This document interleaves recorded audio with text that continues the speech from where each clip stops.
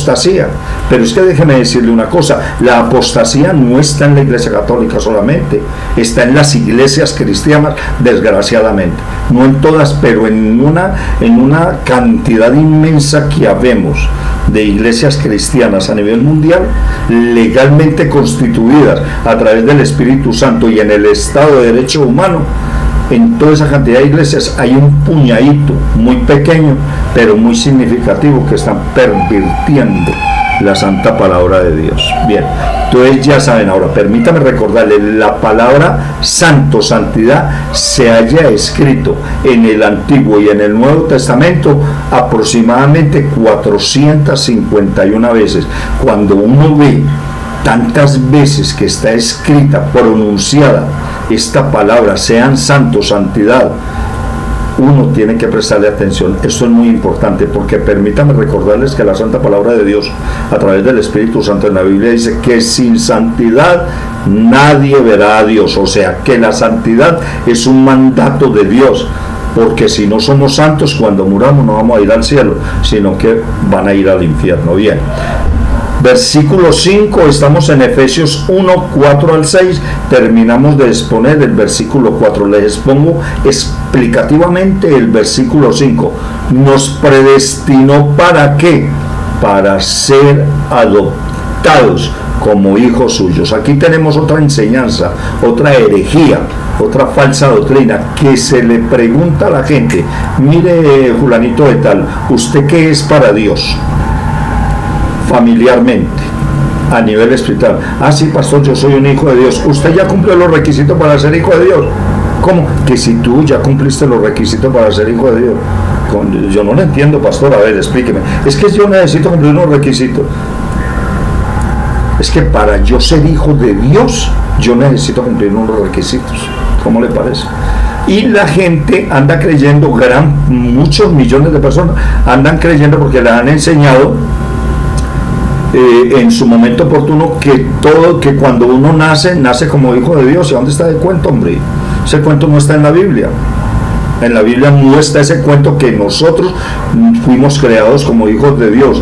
Génesis 1:26 dice la santa palabra de Dios: hagamos al hombre hijos de Dios. No, señor. Génesis 1:26: hagamos al hombre a nuestra imagen y semejanza. Cuando tú y yo fuimos hechos como creación, como criatura de Dios, y solamente venimos a ser hijos de Dios. No, nunca nadie es hijo de Dios, somos adoptados como hijos de Dios. Ojo la palabra.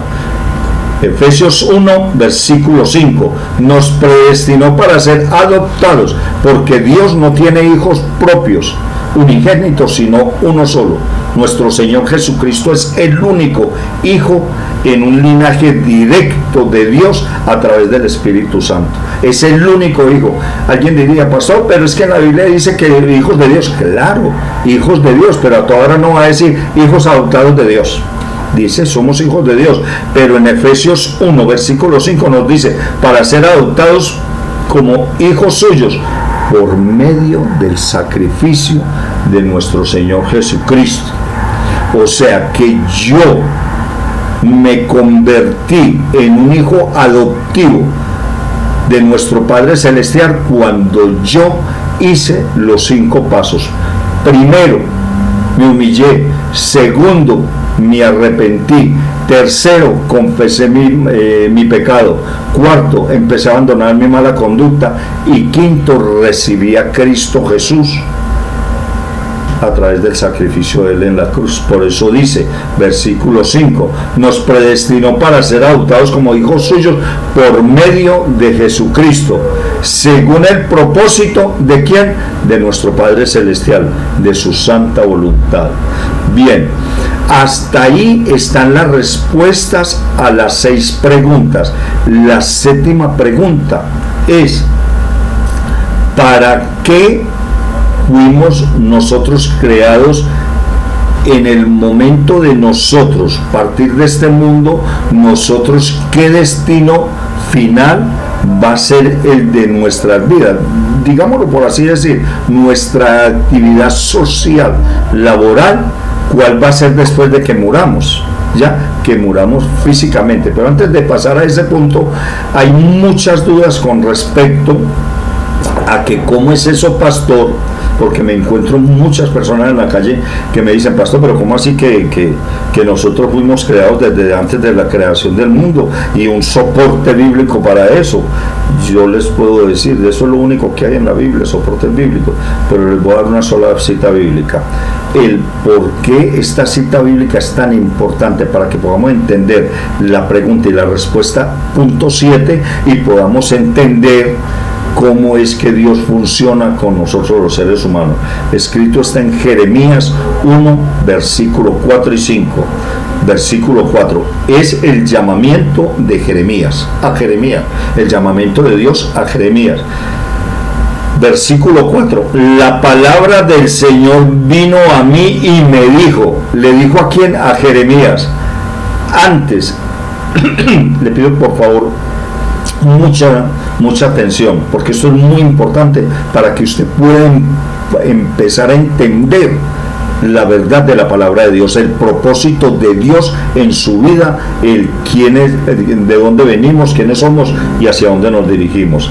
Antes de formarte en el vientre ya te había elegido. Observen con mucho cuidado, porque es que conozco muchos predicadores y muchos pastores que leen muy bien la Biblia, pero no más, y la pasan derecho, unas palabras tan importantes. Antes de formarte en el vientre ¿de quién? De nuestras madres, antes de mi señora madre, antes de ella, de cuando mi papá y mi mamá tuvieron la actividad sociosexual en matrimonio, gracias a Dios porque venimos de un matrimonio legalmente constituido ante la presencia de Dios. Amén. Bien. Cuando mi papá y mi mamá fueron a tener la relación y los espermatozoides, bla, bla, bla, bla, bla, porque no es el tema ahora, ahí en ese momento Dios me cogió a mí de donde Él me tenía y me introdujo ahí en esa actividad. Antes de formarte en el vientre ya te había elegido, ya Dios nos había elegido antes de estar en el vientre de mi mamá, ya, y me había elegido a mí, al profeta Jeremías. Pero espérenme un momentico, que no es solamente a mí, por eso el punto 7 es muy importante. Antes de formarte en el vientre ya te había elegido a la señora que vende arepas, al señor que es contabilista, al contador público, al presidente de la república, al zapatero, al carnicero, al ingeniero, al estadística, al de relaciones humanas, al mensajero, al bodeguero, a cualquier persona. Antes de usted nacer, de formarlo en el vientre, ya Dios te había elegido. ¿Para qué? De eso se trata el punto 7. Ya te había elegido para que antes de formarte en el vientre te había elegido, antes de que nacieras. ¿Se da cuenta? Antes de nacer ya te había apartado, ya Dios nos había apartado y me había nombrado, dice Jeremías, y lo digo yo y lo debe decir y pensar cada uno, nos había nombrado profeta para naciones. Quiere decir esto, que cuando voy a detenerme aquí muy específicamente, voy a colocarle el ejemplo del señor carnicero y le voy a colocar al señor presidente de la república, o otro ejemplo puede ser para el que es el personaje más rico del mundo, los árabes, o este señor en un molde, ¿ya?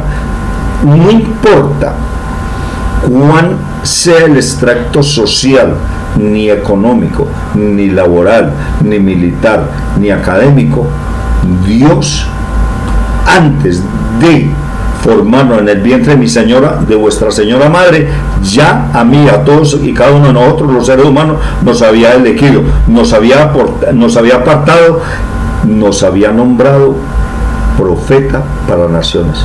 Alguien de pronto de un pensamiento muy mínimo en conocimiento podría decirme, un momentico, pastor, pero es que eso habla del profeta Jeremías. Eso habla para todos los seres humanos. Otro podría decir, pastor, suena muy bonito eso, ¿no? ¿Dónde dice en la Biblia? Pues permítame decirle que eso en la Biblia no es nuevo. Vayámonos para Éxodo 19. Repito, escrito está en Éxodo 19, versículos 5 y 6. Hablamos Éxodo, tiempo de Moisés. 2500 años más o menos antes del nacimiento de nuestro Señor Jesucristo. Más o menos 2000 años más o menos antes del nacimiento de nuestro Señor Jesucristo. Hablo texto bíblico en Éxodo 19 con el versículo 5. Si ahora, dice nuestro Padre Celestial a Moisés, que le dijera al pueblo, si ahora ustedes, allí ya habla en plural, me son del todo obedientes y cumplen mi pacto, en ese entonces las normas y los preceptos y el pacto que Dios le había dado a Moisés, y después las leyes de la ley de Dios, los 10 mandamientos en el monte Sinaí, serán que mi propiedad exclusiva entre todas las naciones, aunque toda la tierra me pertenece. Versículo 6. Ustedes, en plural, todos, serán para mí un reino de sacerdotes, una ciudad santa. Aquí somos profetas. En el cielo, ya cuando nosotros estemos al servicio de Dios, seremos un reino de sacerdotes al servicio del Dios Altísimo, después de que muramos, ¿ya? Porque sacerdotes aquí en la tierra no existen. El sacerdocio humano terminó con la línea aronita en el Antiguo Testamento, porque el único sacerdote que hay es nuestro Señor Jesucristo, que está sentado a la derecha de Dios Padre. Pero nosotros vamos a ser sacerdotes del Dios Altísimo, subalternos de nuestro Señor Jesucristo en el cielo, y ya cuando vengamos en el rapto cuando vengamos después de los 7 años, después de haber transcurrido el rapto de la iglesia. Entonces vemos que está escrito en Éxodo 19, versículos 5 y 6. Otro podría llegar a hacer una pregunta, ¿no? Me imagino, pastor, otra vez con el Antiguo Testamento, pero eso, y en el Nuevo Testamento, ¿dónde dice? ¿Cómo nos podría usted certificar eso? Sencillamente vayámonos a Apocalipsis, y con esto cerramos con broche de oro la conferencia presente. Apocalipsis 1, 5 y 6, versículo 5. También de parte de Jesucristo, el testigo fiel, el primogénito, el único Hijo de Dios, directo, de la resurrección, perdón, el soberano de los reyes de la tierra, al que nos ama y que por su sangre nos ha liberado de nuestros pecados. Versículo 6. Al que ha hecho de nosotros, no dice de Jeremías solo, ni de Elías, ni de Moisés, sino de nosotros, habla de todos nosotros. Ha hecho de nosotros un reino de sacerdotes al servicio de Dios su Padre. A Él sea la gloria y el poder por los siglos de los siglos. Amén. A ver, Pachito Ramírez, usted es el mensajero, el domicilio de una droguería. Usted, como usted, señor ingeniero, como usted, señor presidente, usted nace, crece, se reproduce, y antes de morirse, entre nace y crece, cuando empieza a crecer, usted empieza a prepararse dentro de un orden académico para ser ingeniero, para ser presidente, para ser político, médico, abogado, sepulturero, zapatero, carnicero, lo que sea. Obviamente ese no es el destino inicial ni final marcado en su vida.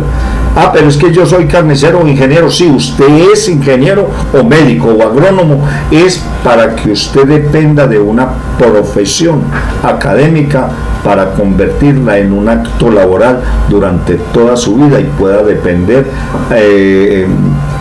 económica, social y laboralmente de eso. Pero usted no fue creado para ser ingeniero ni médico. Usted fue creado antes de formarte en el vientre de su madre, de su señora madre, de mi madre.